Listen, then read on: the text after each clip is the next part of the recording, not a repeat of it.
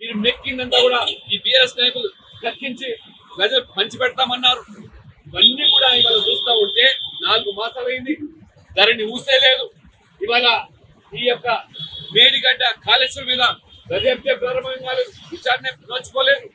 మరి ఆ రకంగా డ్రగ్స్ ఇప్పుడు కోర్టు ట్యాపింగ్ ఇవి చూస్తూ ఉంటే ఏదో మియా బీబీ రాజీ పడ్డట్టుగా మీరు ఈరోజు మరి ఆనాటి మరి యొక్క మరి బడా నాయకులతో రాజీ పడి ప్రజలను అబాసు పాలు చేస్తున్నట్టుగా ఈరోజు సమాజం భావిస్తుంది. కాబట్టి ఖచ్చితంగా ఈ యొక్క నేరం ఏదో ఇది దేశ ద్రోహానికి తలపెట్టిన నేరం. కాబట్టి ఖచ్చితంగా కేంద్ర ప్రభుత్వం కూడా ఇవాళ ఇజ్రాయెల్ నుంచి టెక్నాలజీ వచ్చిందని ఆ రకంగా టెలిగ్రాఫ్ యాక్ట్ ప్రకారంగా కూడా కేంద్రం అనుమతి లేకుండా జరిగేదానికి ఆస్కారం లేదు.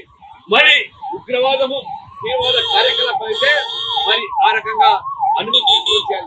కానీ ఇవాళ మనం చూస్తున్నాం, గతంలో ఐటీ మంత్రిగా ఉన్నటువంటి కేటీఆర్ గారు కూడా ఏ రకంగా జరిగితే జరుగుతుండొచ్చు, 1, 2 దానికి ఇంత రాద్దంత మాత్రమా ఇవాళ మొత్తం ఉపద్రవం వచ్చిందా అనే రీతిలో మాట్లాడుతున్నారంటే, ఇంటిగా తేలికగా కొట్టిపారుస్తున్నారంటే ఇది ఏమాత్రం కూడా క్షమించడానికి నేరాలు. కాబట్టి ఎవరు సూత్రధారులు, అసలు ఎవరి ఆదేశాల మీద జరిగింది, ఇది పట్టబయలు కావాల్సిన అవసరం ఉంది.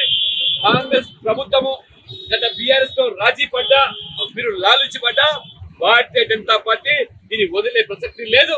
ఖచ్చితంగా సిబిఐ ద్వారా ఎంక్వైరీ చేసి అసలు దోషులు ఎవరో వారు నిగ్గు తేల్సిన అవసరం ఉంది. కాబట్టి అసలు దేశాలు తేలే వరకు రాజకీయ పరమైన పోరాటంతో పాటు ఖచ్చితంగా అన్ని విధాలుగా కూడా కేంద్ర ప్రభుత్వం జోక్యం చేసుకోవాలనే ఉద్దేశంతోనే ఇవాళ గవర్నర్ గారికి విన్నపించి ఆ రకంగా సిబిఐ ఎంక్వైరీకి ఆదేశం ఇవ్వాలనేటువంటి డిమాండ్ తో ఇవాళ గవర్నర్ గారిని కలవడం జరిగింది. కూడా సిబిఐ ఎంక్వైరీ ద్వారా తెల్లమవుతుంది తెలిసినప్పటికీ కూడా సుమోటోగా కేంద్రమే చొరవ తీసుకోవాలి, మేము ప్రమేయం చేయము, మా ప్రమేయం ఉండదు, మేము జోక్యం చేసుకోమని చోద్యం చూస్తామనే రీతిలో మాట్లాడుతున్న దానికి ప్రజలు ఇవాళ గమనించాలి. కాబట్టి ఖచ్చితంగా సిబిఐ ఎంక్వైరీ ద్వారానే అసలు విషయాలు బయటకు వస్తాయి.